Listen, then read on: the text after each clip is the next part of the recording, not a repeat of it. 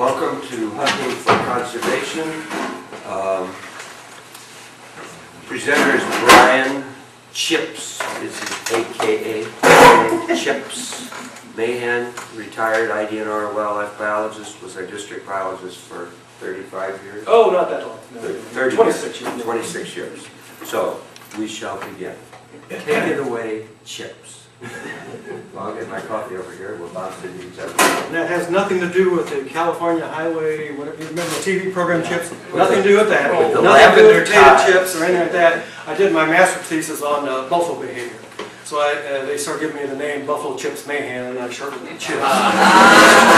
Some of the guys that I work with, especially the guys I never saw that often during the course of the year, I don't even know if they know my last name or my first name definite. And it's almost like share. They go, Chips! You know, you walk into a bar, Chips! And it's kind of neat. So, anyway, I appreciate being here, and it's been a while since I've given a formalized talk like this, or a formal talk like this. Usually I'm at a library showing skins and skulls to a bunch of little kids running around. So I had to blow the cobwebs a little bit as I practiced this, so bear with me as we struggle along here. And obviously the title of my program here is Wildlife Habitat Management Guidelines for Landowners / Hunters. Maybe you own the ground, maybe not. But it's things that you can do that are relatively, you know, and let me back up, emphasize the word habitat. You're not managing the wildlife. The wildlife is going to do pretty much what they're going to do.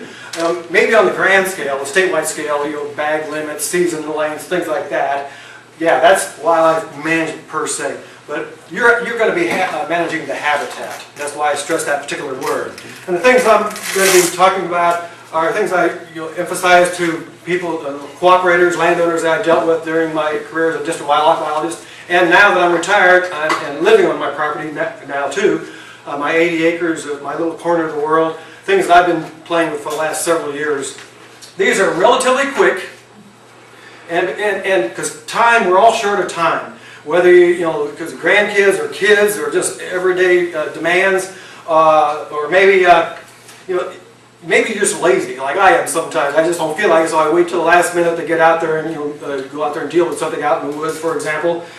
These activities are relatively easy. And again, referencing me, I'm not implying any of you are lazy. You know, man, I don't feel like it, but this is relatively easy. I can go out there and it's a simple job type of thing. Many of these things are, and relatively cheap. Don't let my last name fool you. I'm Scotch-Irish, but the vast majority of I'm German. I'm just like probably most of you. And I'm as tight-fisted, maybe more so than some of the tight-fisted Dutchmen that are in Monroe and Randolph County. And I know a lot of them. So I always was looking for a way to, and people, when they have something that is quick and easy and cheap to do, they're more apt to do it. And so I always kept thinking about it. Instead of stressing making large, grand waterfowl areas, that's, you know, unless you're into that kind of thing, or big tree plantings, which is good too. Some people like doing, I think, but just doing little things and taking little bites at a time doing it. You know, that you're more apt to do that kind of thing than these other grand. Because sometimes you just look, holy cow, I got to do this. You know, no way. So anyway, let's see how we do. See. What wildlife, and most of you know this, they need four things generally. They need food, they need cover, they need water, and they need living space. And these are like links of a chain. And what you need to do is go out on your property at all the seasons of the year and look and make sure you have each of those links. You might be missing food, or probably unlikely with the nature of farming anymore in the area, or nationwide actually. But cover is sometimes the limiting factor, or the weakened link, if you will, and that will cause wildlife not to be in that area, or particular species not to be in that area for a length of time. So evaluate your property each of the four seasons. Just go out there and look around. Variety is the spice of life, in this case wildlife we're talking about. And you want to provide a diversity of plants, a diversity of habitats if you can, depending on your own acreage, your own little corner of the world, if you will. You know, you want to have trees, you want to have grassy open areas, whether it's cool season grasses or warm season grasses, shrubby areas. Think of it this way. When I was talking to landowners or on the phone or in person, you walk into a smorgasbord or a buffet, and it's all chicken. You know, you're going to get, forget that. You want to go, have all kinds of different food items down the line, and that's basically what wildlife likes. If there's a poor acorn crop, for example, perhaps there's some other food that they can zero in on. So if you have that diversity, if something is not as ample, not a great supply, then they have something else to feed on. Wildlife habitat isn't pretty.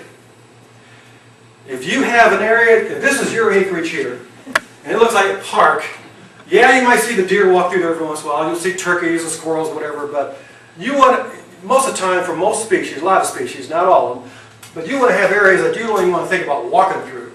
I mean, thick areas, deer like those types of areas especially, but where I got that slide, or that title for that particular slide, Steve Martin had a comedy album, said, "Comedy isn't pretty. Wildlife habitat is not pretty either." And sometimes there are certain types of wildlife habitat that's very specific for a specific species. Yeah, maybe it is pretty, in some cases. But most of the time, the species that we're talking about here today, or I will be, it's not. Sometimes people think that managing habitat is expensive, and use in fact, the data cliche now, not doing something can be beneficial. Not mowing as much of your property as you typically do. And don't mow it as often, or at least wait later in the year to do it, after the nesting period. Not cleaning out the brush.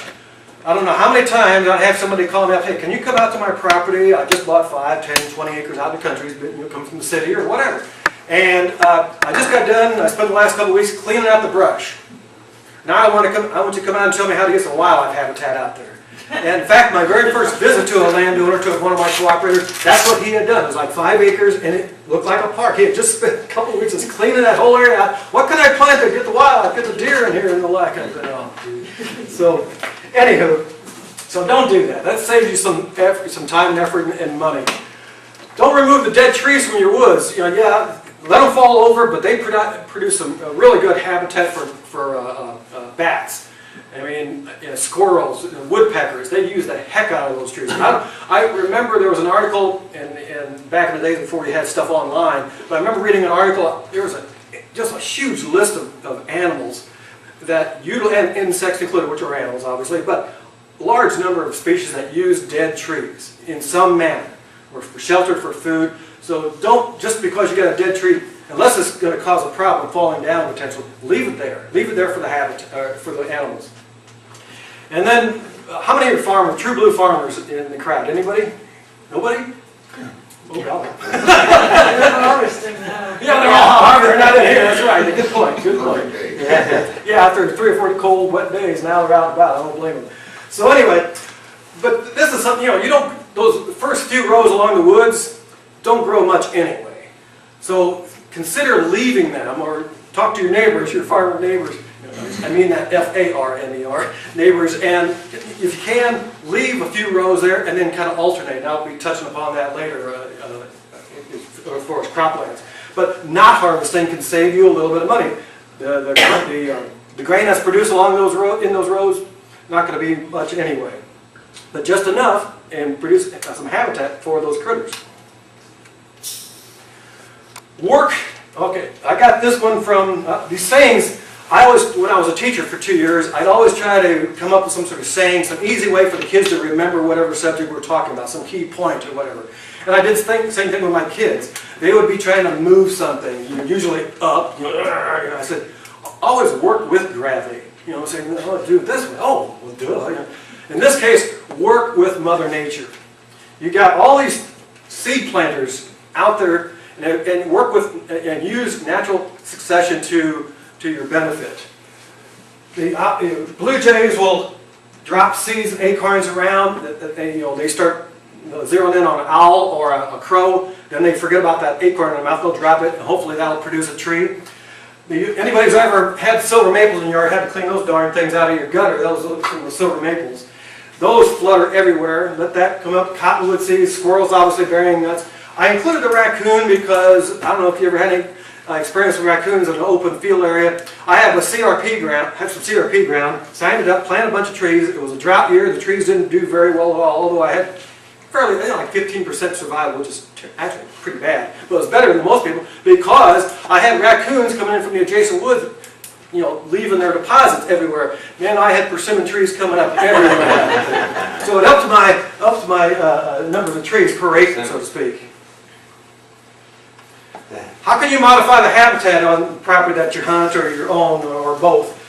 Food plots, and that's the thing that most people, again, referring to my experience with being a district wildlife biologist, that's one of the first things they want. I want to put some food plots out there, or they want more food plots. And I try to talk them into not having as many food plots.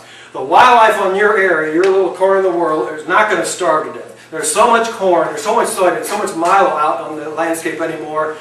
Yeah, you can use food plots to your benefit to kind of draw them into a particular area for hunting or for viewing or something like that. But as far as food, it's in a lot of areas you don't really need as much you're putting out. I always told guys they could probably cut by 2/3 the number of food plots that they're putting out, and the wildlife do just fine.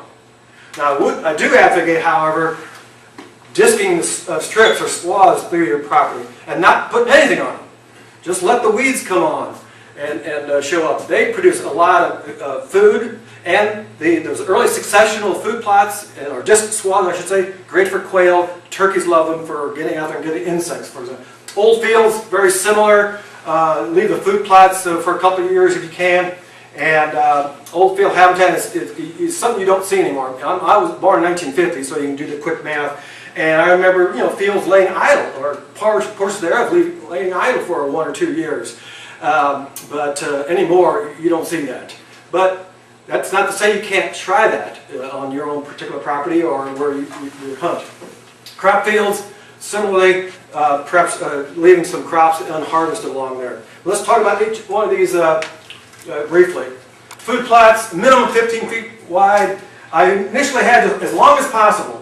And I said, well, they might think about time, which is a factor, but what I mean by that, kind of have as long as possible, lengthwise. I'm talking about entire length of the woods, or length of the field, or along a power line corridor, for example. You want to have it close to woody cover. Talking about quail again, they don't want to expose themselves to predators. They want that food right there. You could have it out in the middle of that open area. They may go out there in an ice storm. I've seen quail, trying to pick off little soybeans off some remaining plants after ice, or during, right after an ice storm, out in the middle of nowhere, out in this big field. But they're really prone to being predated upon by some sort of aerial predator. So have it next to woody cover. Leave the food plots stand for 2 years. Again, guys are working up all their food plots every year, making a lot of work for themselves, stressing themselves out. Just leave them stand for 2 years. Again, that early successional food plot, the 1-year-old, 2-year-old food plots create some really, really good habitat for nesting of various types of birds. And consider wheat and clover strips. Getting back to the tight-fisted Dutchman, which I am one. Like food plots, like I will buy seed corn, obviously, or soybeans, or milo, and put that out there. Again, you're talking pretty expensive. Wheat, cheap. I don't mean seed wheat. I mean going over to Waterloo, where I get mine, and buy bin run wheat. B-I-N space run wheat. Just regular old wheat that farmers bring in. They're stowing it there. Buy whatever you need. Work up an area with an old disc, and then hand toss it out there. I've done that. I've used a seeder. And then get the ATV or the tractor. You can drag a piece of woven wire or some tires or some chains and just lightly cover it up. Boom, you'll have wheat all over creation growing out there. Then you can overseed that wheat strip with clover, red clover, white clover, and that'll last for about, depending on the year, depending on the area, soil fertility and the like, 3 to 4 years. So you got a nice green swath through there. Turkeys love it, deer love it, and so I always emphasize the cheap route. You can put your corn out there, and some guys want these food plots to look like they're the adjacent crop fields where you can roll a bowling ball down the road, not ever hit a weed. Who cares? So they're putting a lot of chemicals out there on these food plots, but who cares? The weeds produce food and cover also. Just strips and swaths, cheap and easy, okay? Not necessarily quick, but you can get out there and make about 15 feet wide minimum, but even less than that, go for it. What the heck? That's all the room you got. One swath of a 10-foot or 6-foot wide disc, go for it. And again, winding around existing briar patches because you don't want to be tearing out or disturbing existing habitat to put in some other type habitat.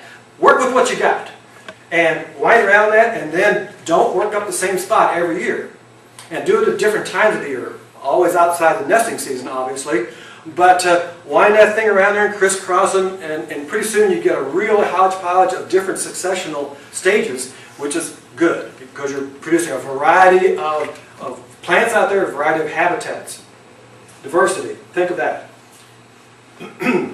Old fields, you can do that via the methods we've already talked about. You can leave the food plots, you can disc, you can burn them, and you'll produce some early successional stages like that. Herbicides, you know, kind of towards the expensive side of the spectrum again, but if the farmer's out there and spraying, maybe you can talk to them, hey, can you go over here and spray this area off? If you don't have a disc yourself, maybe he can get over there with one of his discs and one, boom, you got 15 foot, maybe more so in an area. But the spraying, maybe he'll be willing to, that boom of his, and then you got an area that's all the existing vegetation is knocked down, and then eventually some other stuff will come in under it. Weeds are our friends. Again, one of these old phrases that, and every time I'd say that to somebody, they'd say, yeah, right, give me a break. But these early successful annual species that come out when you disc an area, you got foxtail, you got beggar's lice, you got ragweed, and you know, I didn't have a picture of a plant, but I definitely got these the other day. And you call them, I always call them beggar's lice. Anybody call them beggar ticks? Nobody? Beggar lice. Beggar lice. Yeah, that's what I always call them. Then there's some dragon seeds. I don't have a picture of that. There's any number of different things that are great for quail, especially. But any number of non-game birds, and even turkeys will do that. I've seen turkeys feed on the seed heads of foxtail. I've also seen them feed, when there's snow on the ground, feed on the seed heads of Johnson grass, unfortunately. But it's just an illustration that they're not above eating some seeds of any type. Crop fields, again, I refer to leaving some unharvested strips along the woody cover. And if you can, alternate those locations from side to side or half and half of the field, length of the field, whatever. So just leave those out there. Again, I realize that none of you are farmers, but maybe you're where you are hunting, or maybe where you are interested in that area. Talk to your neighbor and say, hey, this crop field next to my woods, can you leave a few rows or just leave stand? You know, that'll produce some good habitat. Some consideration now. Some guys get overwhelmed because I mentioned to them food plots and disking and this and that and burning. Oh my gosh! A lot of those things, if you think about it, and I've repeated myself several times already, but they're dual purpose. You can mix and match. The disking, you can produce food plots and old field maintenance. Disking, you make some fire lanes for future burning. Clearing a brush, you can disturb an area that way. You push out a few things, and we'll get into that later, maybe autumn olive or bush honeysuckle, and that'll produce some successional areas too. You can create some loose brush piles with a small tractor and a front end loader, or any kind of front end loader actually.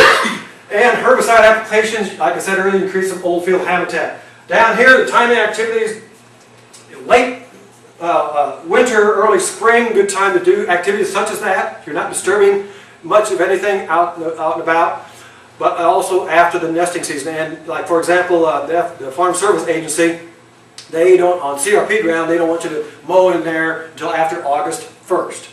So that's outside where most, if not all, the nesting is done, and you won't be disturbing that. So after that period of time, get out there and do some things. You can put some trails in, put some for burning in the spring, and also hunter access. Now, one of the little bit bigger project is establishing prairie grass plots or strips. And when I mentioned prairie grass to landowners, my cooperators, like I used to refer to them as, they think prairie grass is one species, but obviously there are several different species of prairie grass, and most of you are probably familiar with all these. But I always emphasize to the landowners too that even broom sedge, which some do have on their properties, and it's an indicator of really poor soil fertility. You'll see the broom sedge growing out there along with the cedar trees, and like broom sedge is a type of prairie grass, and it's out there already. There are some remnant strips in Monroe County especially, but also Randall County of prairie grass. Along VV Road, I noticed it growing along there on the north side especially, as you get closer to the bluff, or to that T, I guess it is. And then, what's that road, when you hit the T and make a left and go down there, right before you go over the crest of the hill on the left-hand side, you'll see, unless they've mowed it off by now, but that has some little bluestem growing in there quite a bit. And you'll see some flowers, prairie flowers like prairie dock and compass plants, just right outside of Baldwin, on the north side of the Highway 54, on the east side of Baldwin.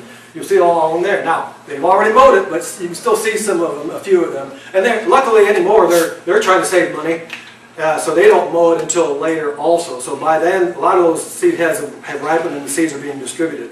But I've always been tempted to work with them and say, let's burn that area off and see what kind of prairie grass might come up there. Because there's a lot of fescue, but those prairie docks are in there. And down the road a little farther, to the north on the township road, there's compass plants. Those are all indicators of remnant prairies, or what the habitat looked like, or was like years ago. What's some advantages of prairie grass? Well, once you get it established, it's pretty well permanent. It's hard to screw it up, because I just mentioned these remnants. I mean, look at all the disturbances that have occurred along the roads and chemical application and putting the road in the first place. But that prairie dock is still growing there. The prairie grasses I mentioned earlier, they're still growing there. So it can take a lot of abuse to still come on. So it's pretty permanent cover. And it provides excellent cover also for a number of species. On my own property, I've got a power line right away, which you'll see photographs later on. I don't know how many times during the hunting season I've walked right by a deer, usually a buck, laying in there, and I don't see him until an hour later when it gets deer 30, and the buck gets right out of that prairie grass and walks away, and I walked within 10 yards of him. And I never did see him. He's down in that prairie grass, not out in the woods necessarily, but they like those thicker areas too. But that prairie grass, I've done that any number of times. Sometimes they get up when I happen to stop and I'm looking around, and he gets nervous, and then he'll jump up and leave right away. But usually, I just walk right by and I don't even know it's there. Very good standability. They use that term for crops, corn, for example. This was taken last winter in my power line right away. We had a bunch of heavy snows last winter, as you recall, and this is during one of them. And yes, some of the prairie grass has been mashed down, but after that snow melts off, a lot of that will come. It may not be all the way back up, but it'll be darn near. And even right now with the snow out there, before it starts melting, a lot of that prairie grass is still standing erect, and the rabbits and quail, and like I said, the deer get in there, then get out of the wind. Very good cover in that regard. It's very productive in poor soil. It grows on, prairie grass grows during the summertime primarily. That's why we call it a warm season grass. The grass that's in your yard, that's cool season grass. That's why you got to mow it so darn often in the springtime when it's cool and it's rainy. And then in the summertime, what's it do? It kind of goes to sleep, goes dormant. But the warm season grasses, i.e. prairie grasses, that's when it takes off. And that's one of the advantages of it. It's easy. You can kind of knock back by mowing the cool season that's competing with it.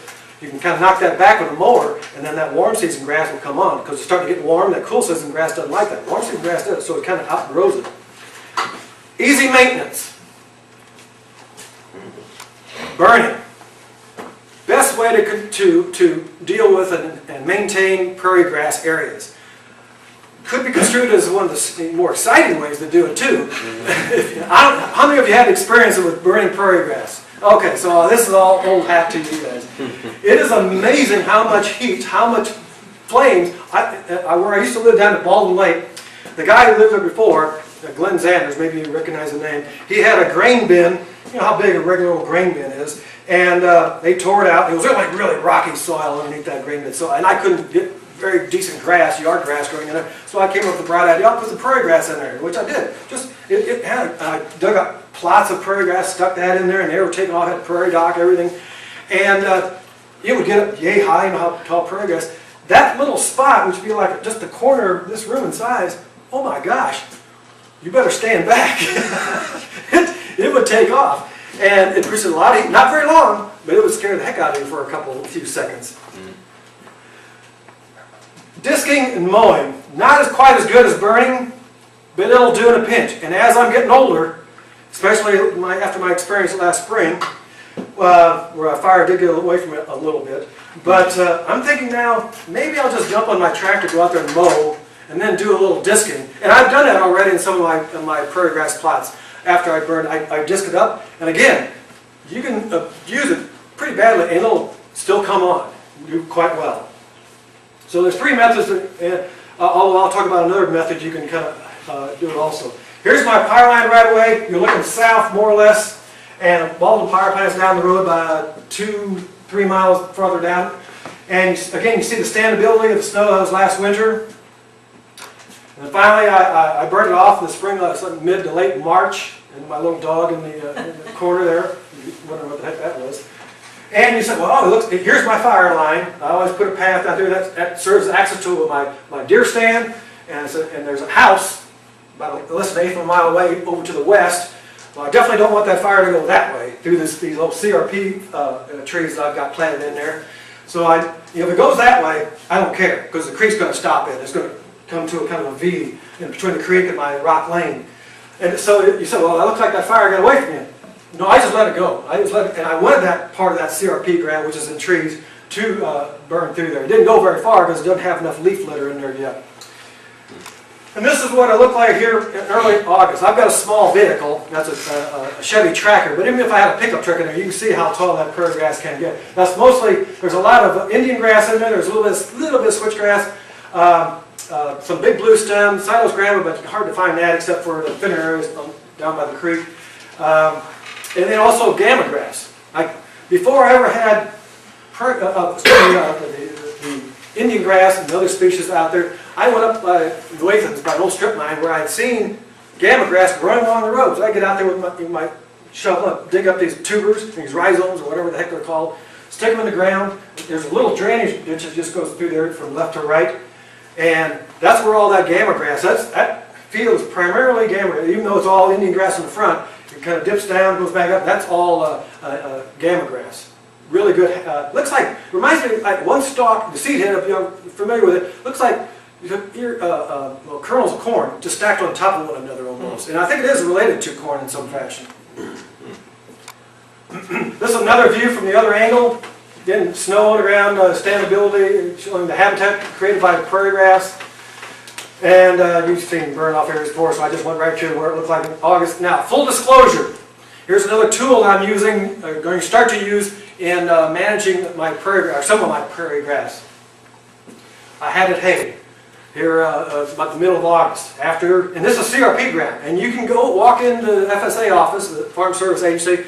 Hey, and it's not only during the years when there's a drought, where it's an emergency where you can cut or CRP ground for hay. You can go there and do a managed haying, I think it's called. You can cut it every 3 years. This is the first year I've done it.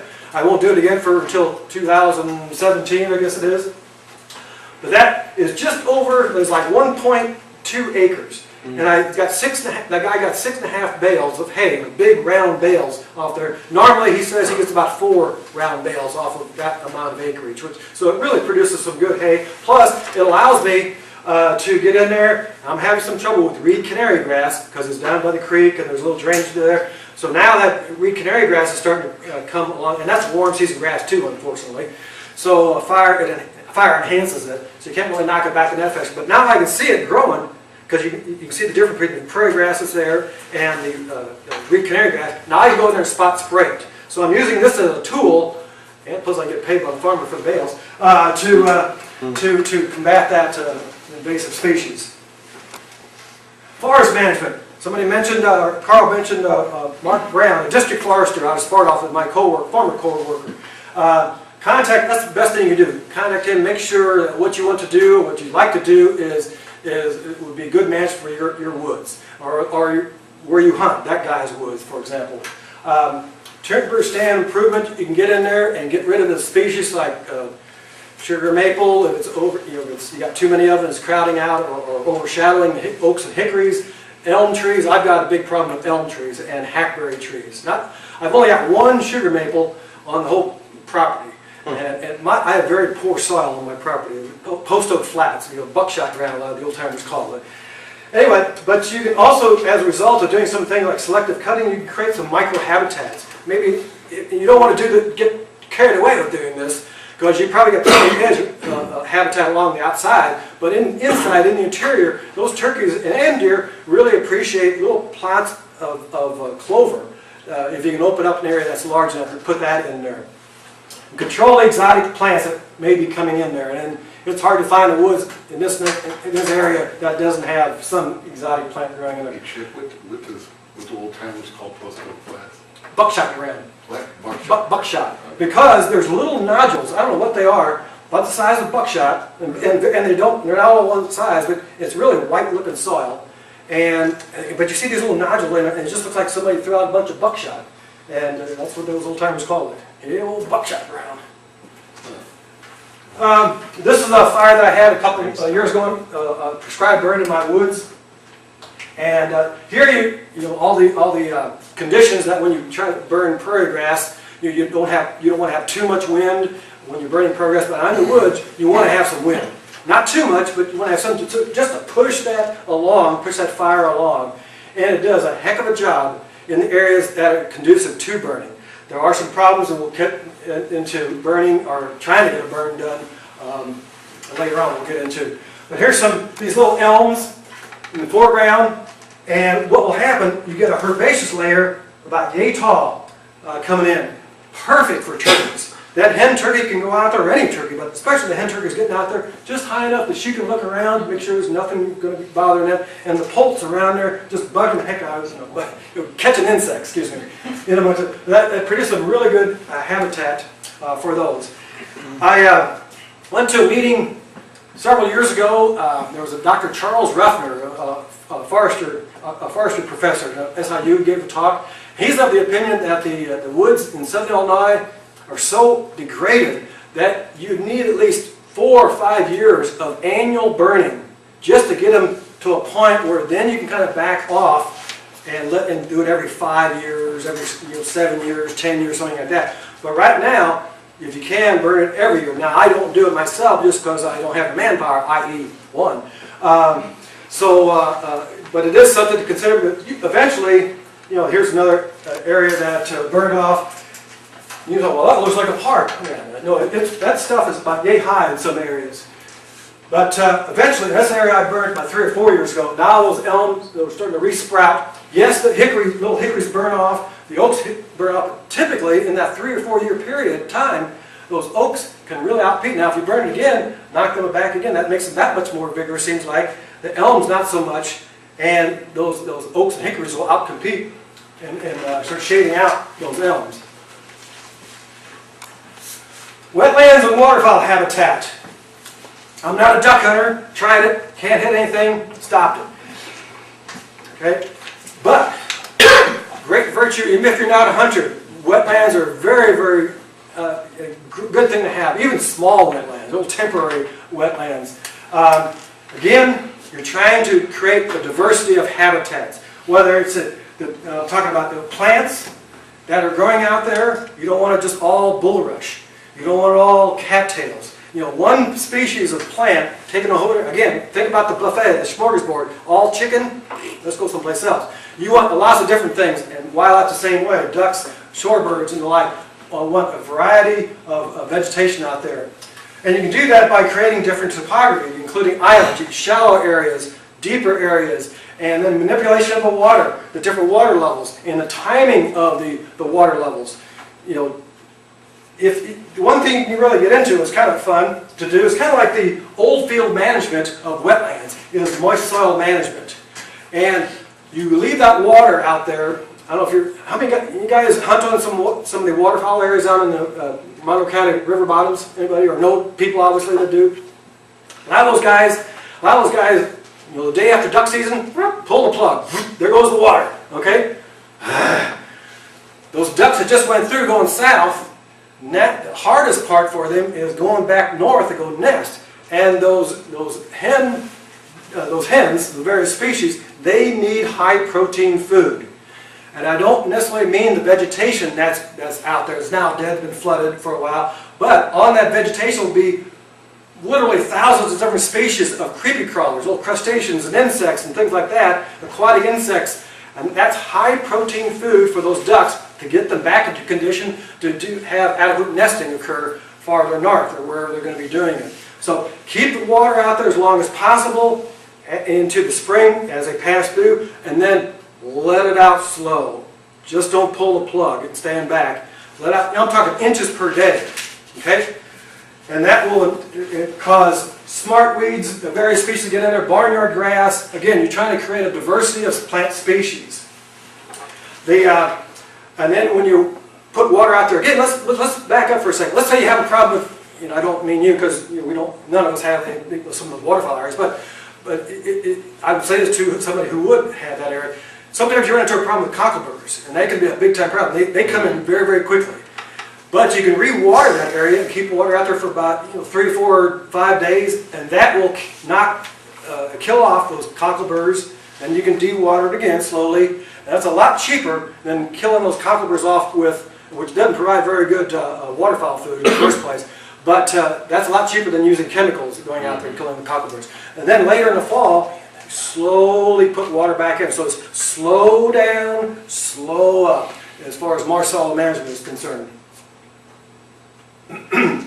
Now let's go species by species, so to speak, at least the main ones. White-tailed deer, that's my main question asked me when I was a district wildlife biologist. How can I get more deer on my property? And naturally you think, well, there's not much food out there. There's plenty of food around. You don't see a deer that's starving in Illinois, unless his teeth are all worn out, he's got hurt in some fashion.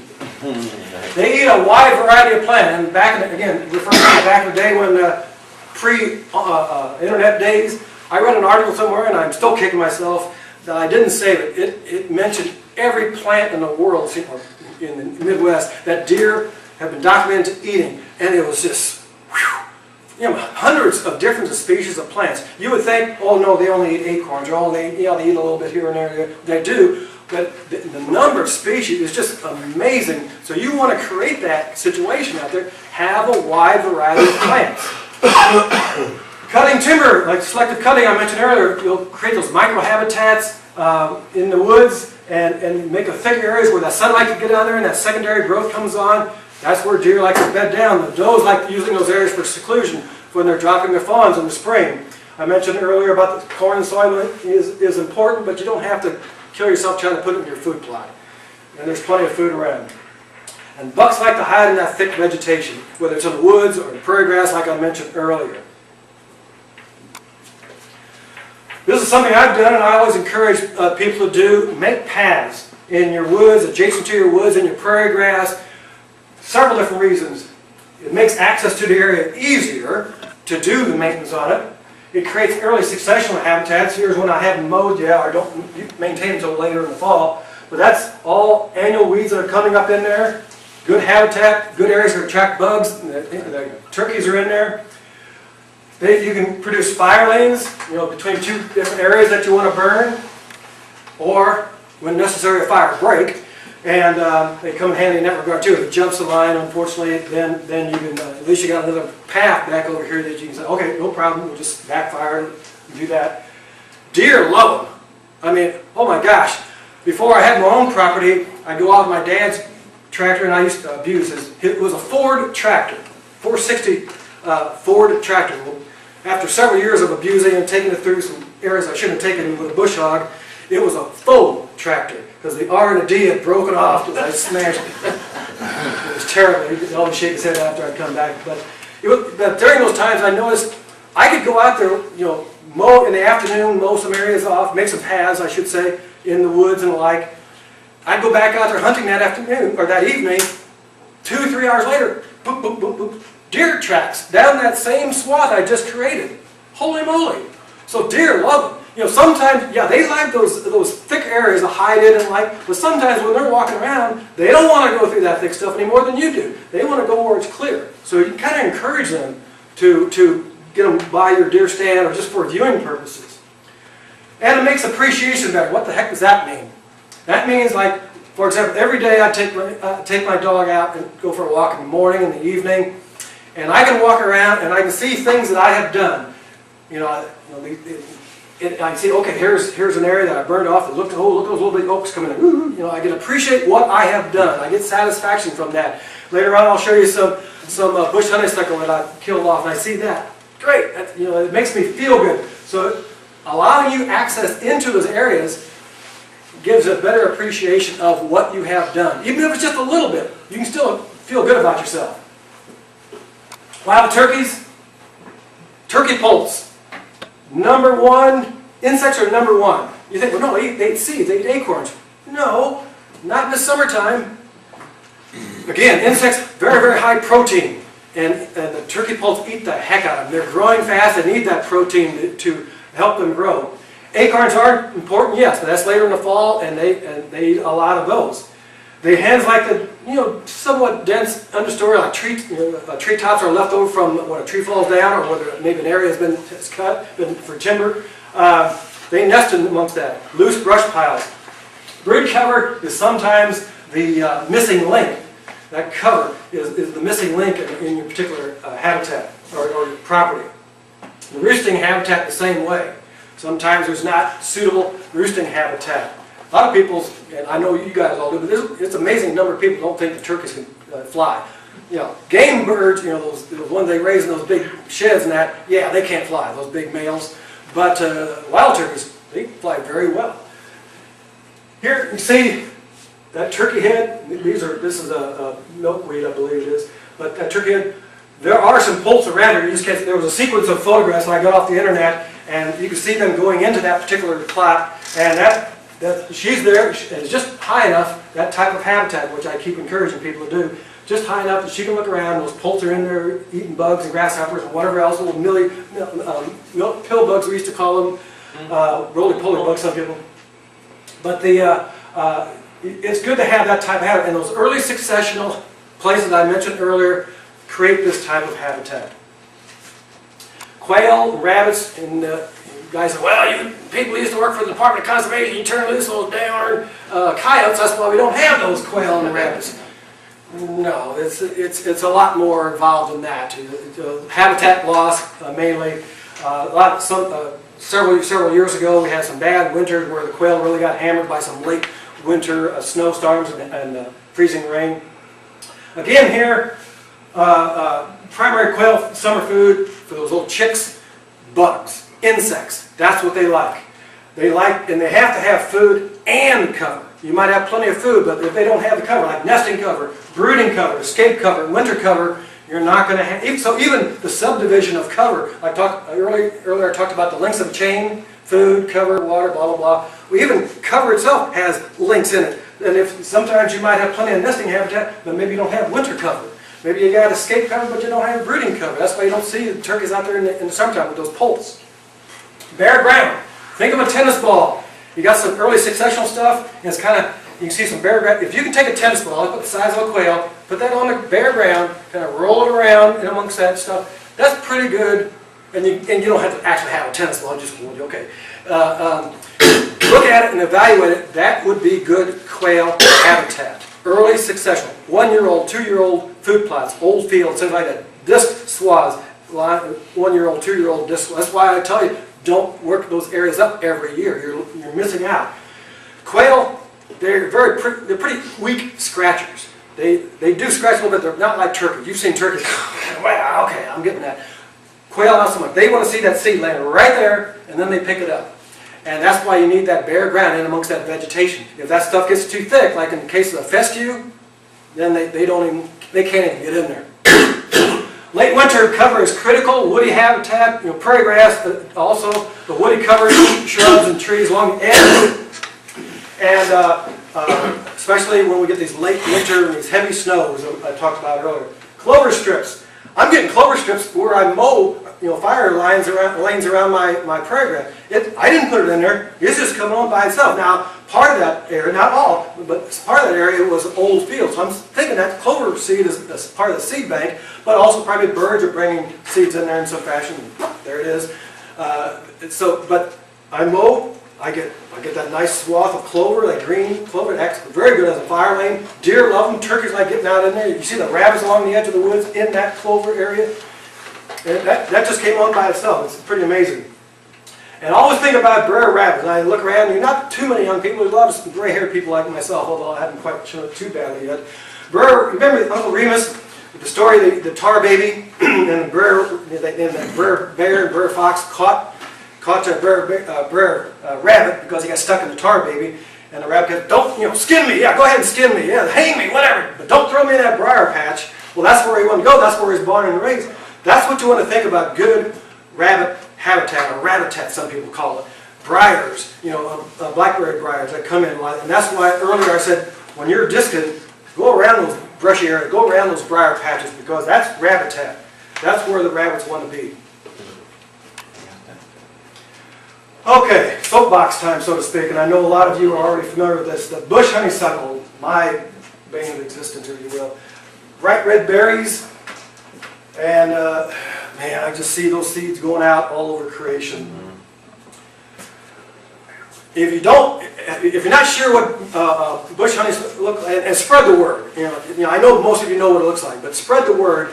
A lot of people up in the Metro East area, they're buying 5 acres, 10 acres, and they're incorporating bush honeysuckle as part of their landscaping in their yards, thinking, oh, this is a great bush. It's got the bright red berries, pretty, Tell them it's terrible, because it will take over your woods. It will take over your lanes along, if you got some brush along there. It's shade tolerant. And in about a month and a half after leaf fall, if you see something that's green out in the woods, or you just see the whole woods, nothing but a layer from the ground on up, about 10 foot tall, and it's all green, and you see the trees have dropped their leaves, that's bush honeysuckle. And that's going to be a problem. That's going to be a big problem. It's shade tolerant, like I said. Oaks and hickories are not. So you got these oaks and hickories sticking out. Think about 20, 30, 40, 100 years from now, after you're gone, but you want to leave a legacy. I'm afraid, and Mark Brown, we've talked about this, the district forester, as I mentioned him earlier. I'm looking down the road, and these woodlots around here, I'm thinking we're going to see dead snags and bush honeysuckle, maybe a few elms that that can come through, sugar maple perhaps and like, but otherwise just going to be nothing but bush honeysuckle out there in those woods. It's bad. Autumn mallet is another one we'll talk about in a second, and reed canary grass. And I'm not even mentioning garlic mustard, stilt grass, Cerisa lespedeza, and Japanese honeysuckle that we all know and love. There's any number of different plant species that can take over. We brought these things in. I say we, when I used to work for Peabody Coal Company. We bought them from the state, and I planted a bunch of autumn mallet on the strip mine grounds. The department used to distribute seedlings, bush honeysuckle, and things like that, and autumn mallet too, like I said. But and the federal government did the same. I don't want to put all the blame on the state government, but state agencies, but they did that to produce wildlife habitat and wildlife food. They do that. These plants, they produce good habitat in the form of cover, and they produce a heck of a lot of food, but they take over. There's no control over them. Natural control, because they're exotic species. They've been brought in to do something that there are native species, and it's all one plant. And again, think of the buffet. It's boring. Shade tolerant. This is an area, unfortunately, in the woods next to mine, and that's where I went up in it. This is all this stuff, bush honeysuckle. Oaks and hickories under there trying to grow, forget about it. They're going to peter out. I took my cap off, stuck it up in this bush honeysuckle bush. I'm not quite 6 foot tall. I put the hat at that level, and it goes up even farther. There's a bunch of them out there like that. Now, how do you control it? Well, you can pull it, and you can't quite see probably, but here, this a little bit coming in there. I had burned this area off a couple years before, and there's a little bit, or you can pull it, which is easily done in the springtime, especially the small ones. You don't want to kill yourself. I hurt my back one time just getting a little, big bush. No, I don't want to do that. Little ones, you can pull them up all day. When it's wet in the spring, easily done. You can burn it. You got to get rid of the big bushes first, because that way the leaves from the trees, you got enough fuel for it to burn through. Or you can nuke it. What I mean by nuking it, you get out there. If there is something good to say about bush honeysuckle, you can see it from afar. Once it, like I said, after leaf fall, green, that's it. And you see all this green, yeah. And you can kill it quite easily with 2% Roundup. Stuff you can just buy, just walk around. You don't have to spray every darn leaf on it. Just get most of it, even a third. I remember one big bush I had one time I sprayed, I could only get to about a third of it, and after about 2 years it died. But if you can get most of the plant, I've had success, like 95% success rate. Get into an area that's really thick, like I showed you earlier, spraying every one as much as I can. 95, go back there a couple weeks later, belly up. They're toes to the sky. I was talking about walking the paths and the appreciation of what I have done. I refer to these as bush honeysuckle skeletons. I see those in the woods and that makes me feel good. Here's another one, and I have a little bit more work to do because here comes a couple little ones in there, but now it's to the point where I can run a fire through there, that those big bushes are out of the way, that allows those leaves from the trees to fall down, and it's got enough fuel you can carry a fire through there. And here's an illustration, same photograph I used earlier. This is an area that was really thick with bush honeysuckle. This is in the southeast corner of my 80 acres of woods, and it was darn thick. I still have a few that sneak by. Sometimes it seemed like when I'm walking down the path, it seemed like those bush honeysuckles about yay high, they're hiding behind the tree.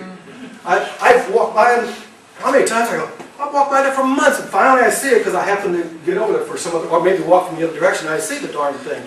But it's amazing how you think you got them all. It's going to be a lifelong ambition for me controlling bush honeysuckle out there. But it gives me something new that keeps me off the street. You can see the skeletons out there. And that, you can see skeletons here too in the foreground. That herbaceous layer is coming up. Again, great habitat. And allows those oaks and hickories coming. Eventually, you get to the point where some native stuff is coming in there. As thick in there. Autumn, the scourge of open habitats. And I'll take some of the blame. Like I said, I used to work for Peabody Coal Company. And I planted the heck out of those darn things. They grow quite readily. Even on strip mine grounds, some of the worst strip mine grounds. Autumn olive, I'm sure most of you have seen in the early spring, and it has a silvery leaf on it.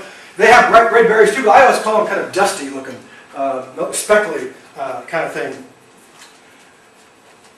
They take over open habitat. Beyond this little row of green, with silvery looking bushes behind autumn olive.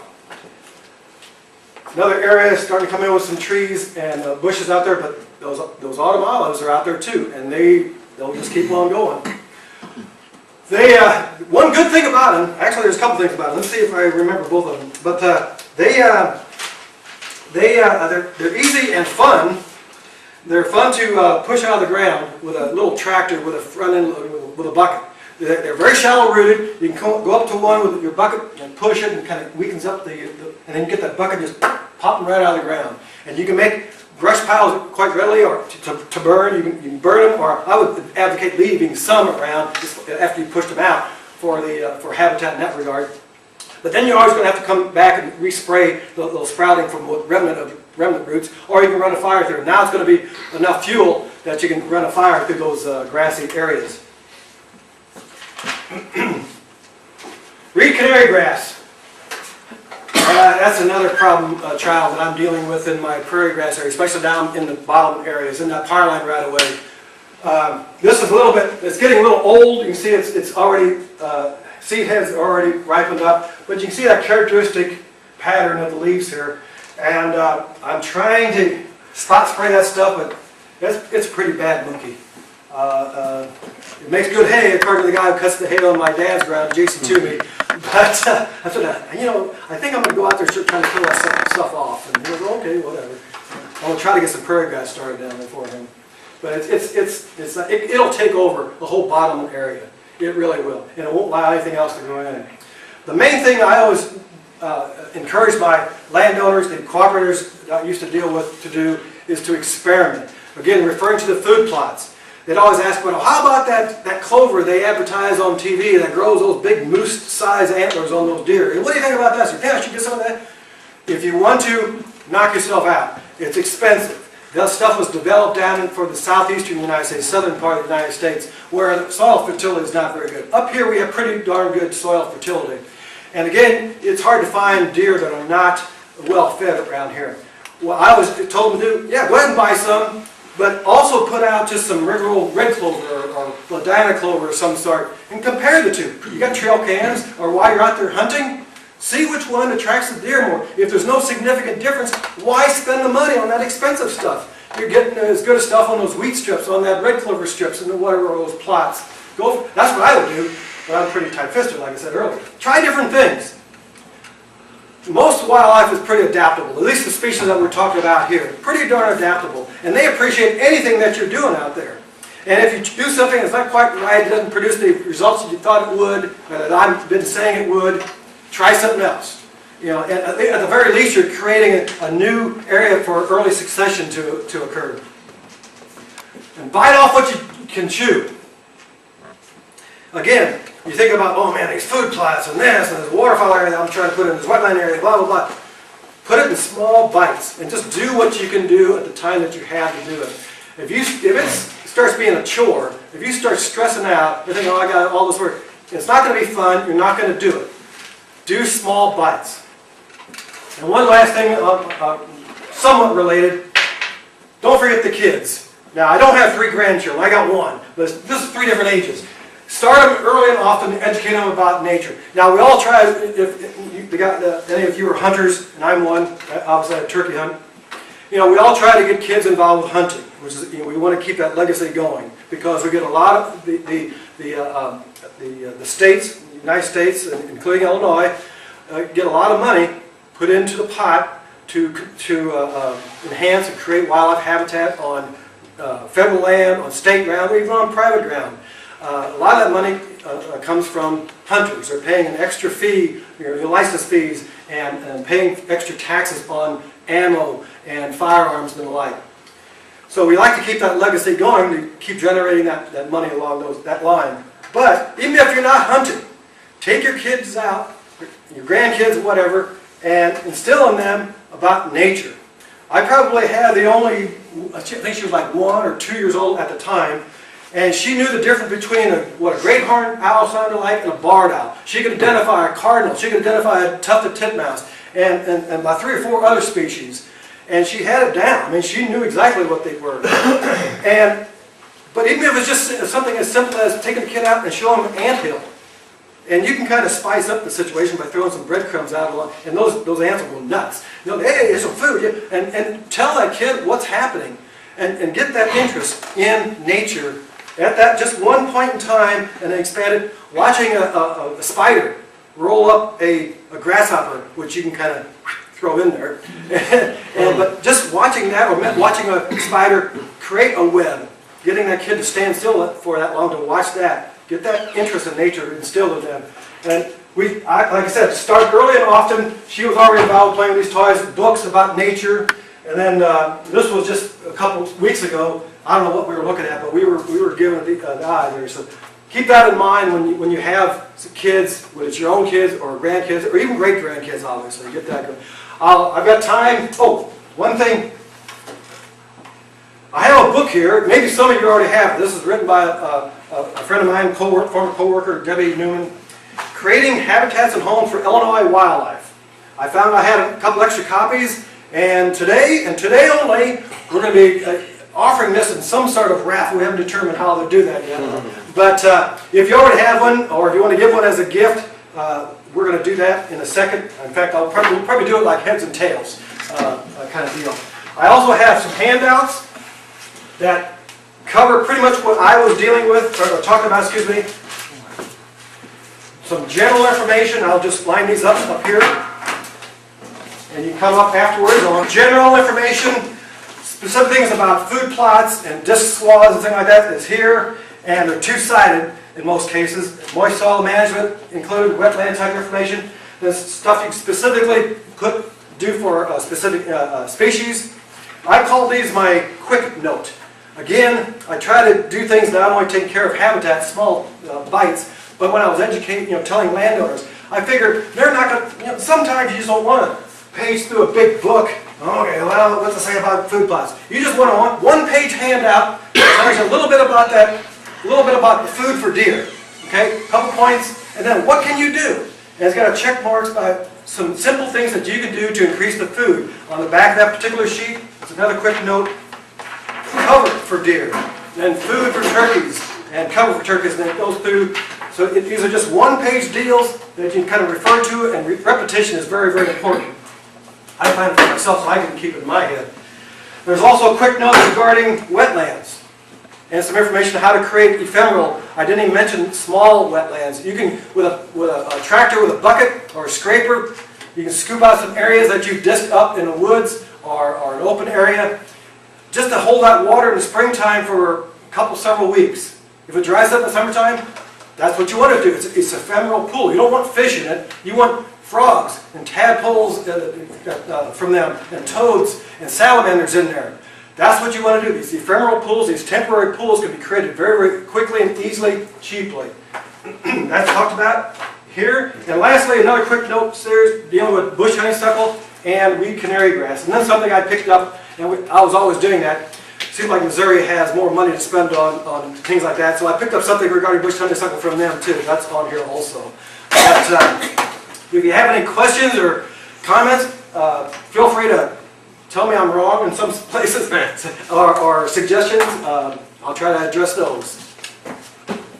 I overwhelmed him. Yes? I gotta share something with all of you. This guy knows what he's talking about.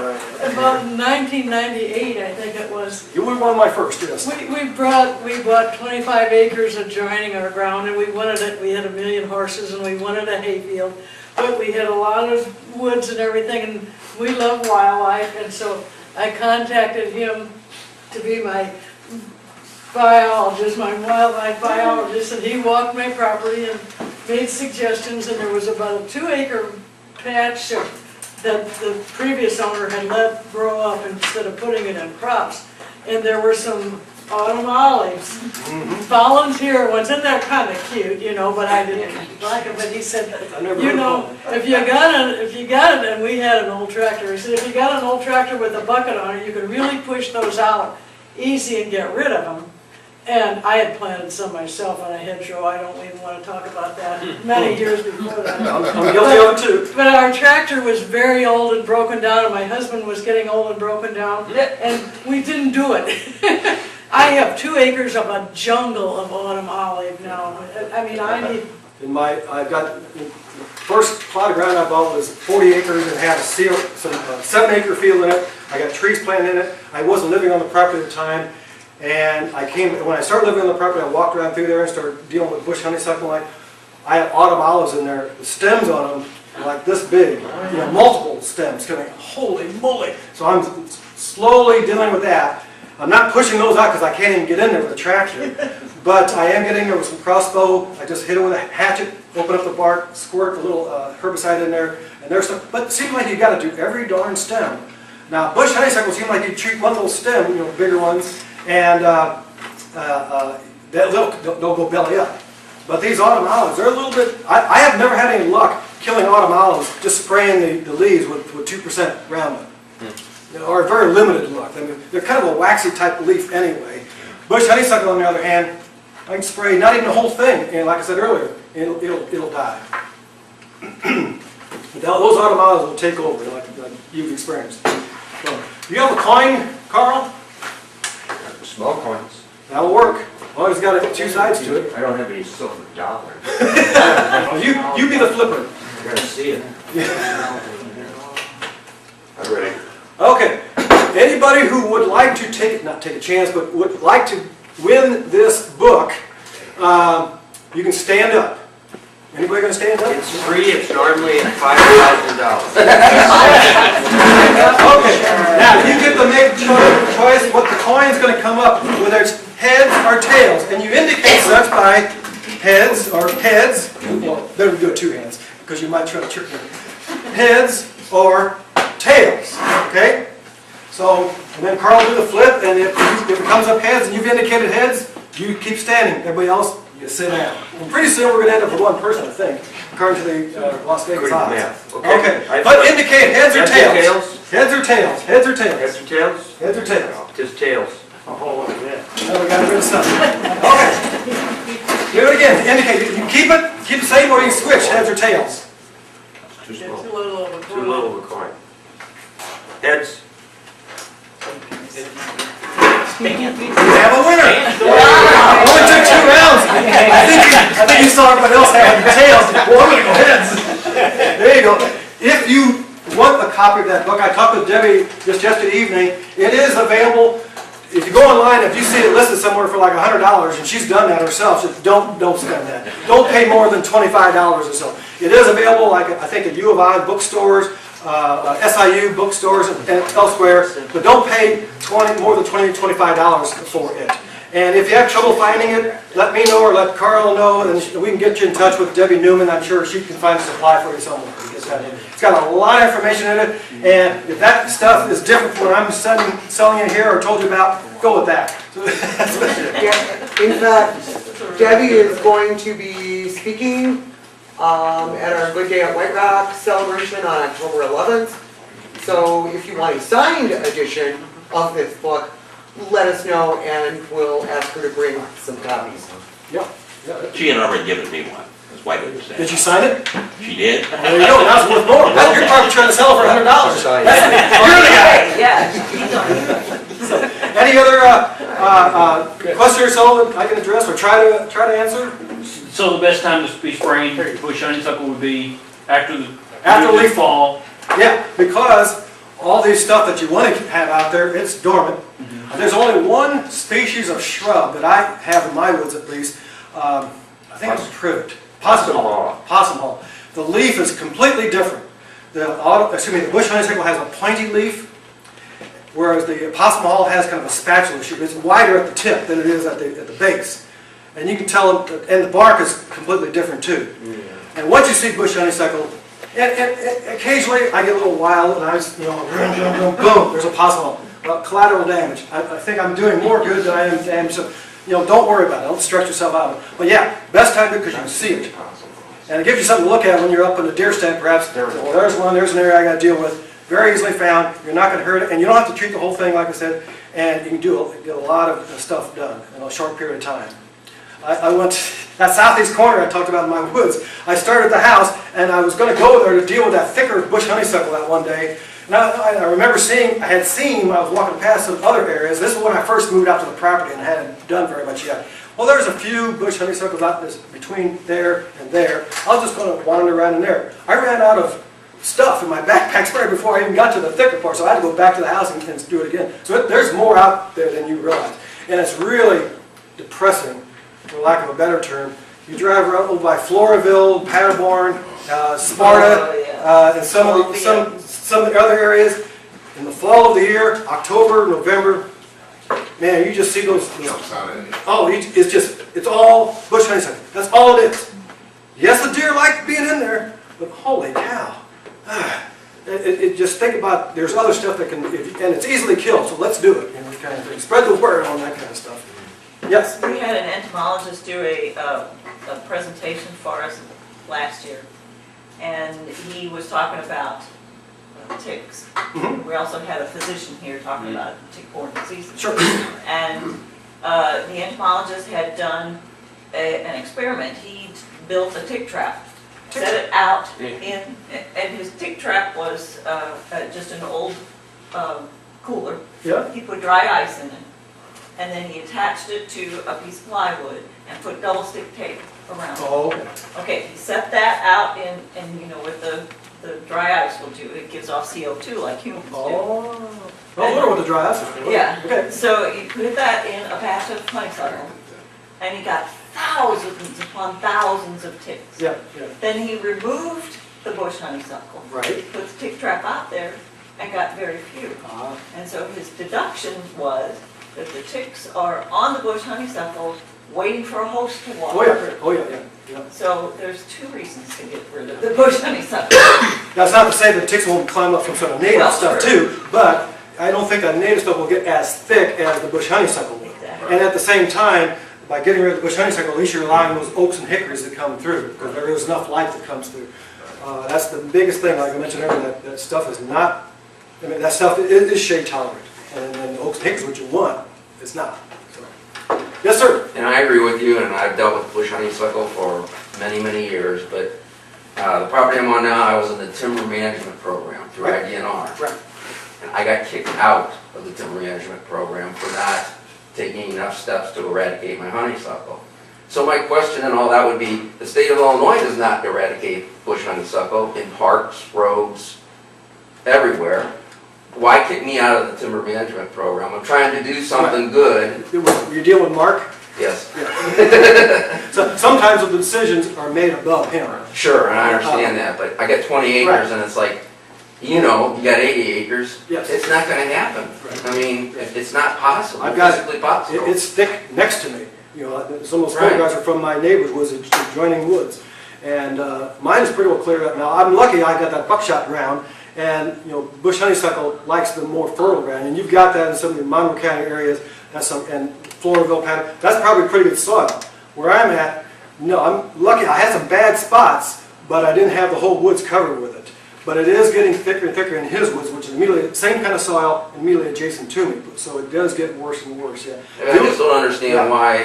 On state sites, we did what we could based on the time and the money allowed. Sure. And, And you couldn't, and they couldn't, and that's why I don't understand why they Right. expect me to be any better, That- yeah. be able to do any better. I don't have an answer for that.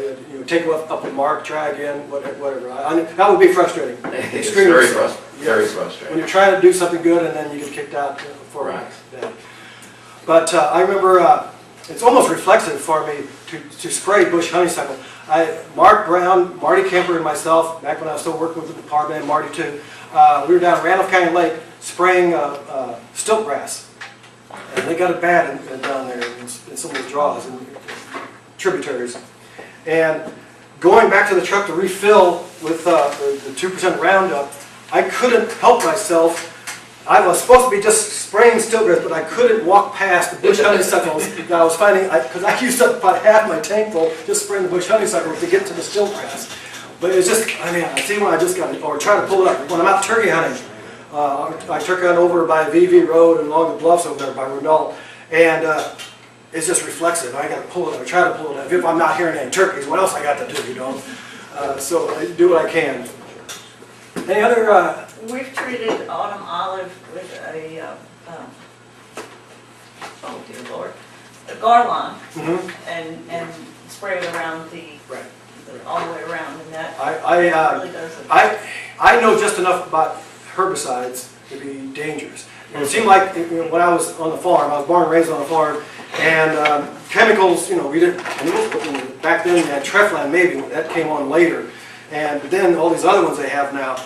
And I know Roundup, everybody's familiar with Roundup or generic version of Roundup. I feel safe and secure using that stuff, that's why I recommend it. I have used things like Crossbow, but I've also killed a couple of trees with Crossbow too, getting a little too energetic or too hot of a mixture. Think, well, if a little is good, a lot must be better. Kill it. Oh, I can't kill it with, excuse me, a darn autumn olive. And but 2% Roundup, I've had much success killing autumn olive. Japanese honeysuckle, I've sprayed that any time of the year I can see it. But the only time I've ever seen the effect on it is in the fall of the year, and I think it's because it's pulling in that it's pulling the sap down in it and pulling the chemical along with it. I have some success in killing that, and I use Crossbow on that, and that's where I get in trouble sometimes. And pretty soon I see those trees around it, those leaves are like this, and I go, oh man. So that's, you asked about the fall of the year, the bush honeysuckle. That's a prime time too, because one, you can see it, but also it's right before it starts pulling down the sap into the bush honeysuckle, and that's a prime time to kill it. And it doesn't take as much the Roundup to do it. In the spring, you can do it in the spring too. It's one of the first things that greens up. But there you got more of a chance. It's not a long window either. There you have more of a chance of spraying, and you might be killing off some wildflowers and like underneath. But it is a time that you can do that at that time too. But then in the summertime, when it's really growing vigorously, or at least before it gets dormant, when it's really, really hot, I've wasted time and effort doing that sometimes, going out to spray these bush honeysuckles, and they're dormant. Pretty much look like because you go back a couple weeks later, and they're just still living. You know, what the heck happened? I think they're just not. They're dormant during that really, really, really hot time during the summer. So don't do that. But even before that, in the spring, when they're growing vigorously, you're going to have to make that hotter, like 4 or 5% solution. And that's talked about in here. But in the fall, quick and easy, you can pick that stuff off the shelf, go out there and just spray it all, and you see that stuff all over creation. What about Russian olive? Russian olive is pretty much the same thing. In fact, some people call it, when they're referring to autumn olive, they're calling it Russian olive. Now, I think it's the same genus, a different species, if I remember correctly. It's more of a species that I recall that out in the western Kansas and Nebraska where they plant a lot of it.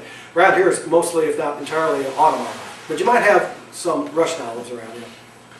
Bigger fruit. They have bigger fruit.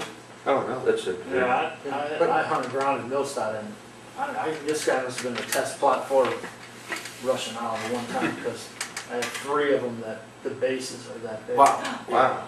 They can't get big. And they're tall. Yeah, and they're very They invasive. vine The out. leaves kind of silver like. Yeah, and it's very similar appearance to the autumn olives, which makes me think maybe, because like I said, those autumn olives that I had on that CRP ground, still, you know, at the base, you go down the base, it'd be about that, but the individual stems are coming up at about the growing individual. since the 50s, Yeah, wow. and that's probably gonna.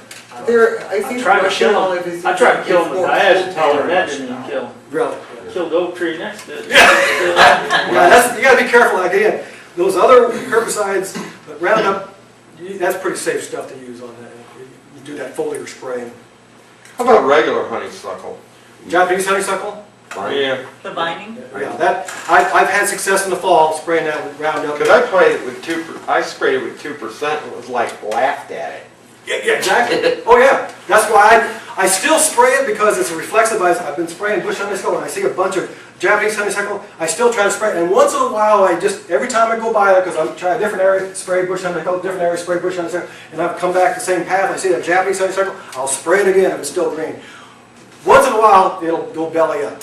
But usually, I only have success in the fall, killing it with 2% Roundup. So there's something better than Yeah. Roundup for that? Oh, I'm sure there is, but I'm not going to advise you one way or the other on that. 'Cause, Crossbow's better because you'll have collateral damage.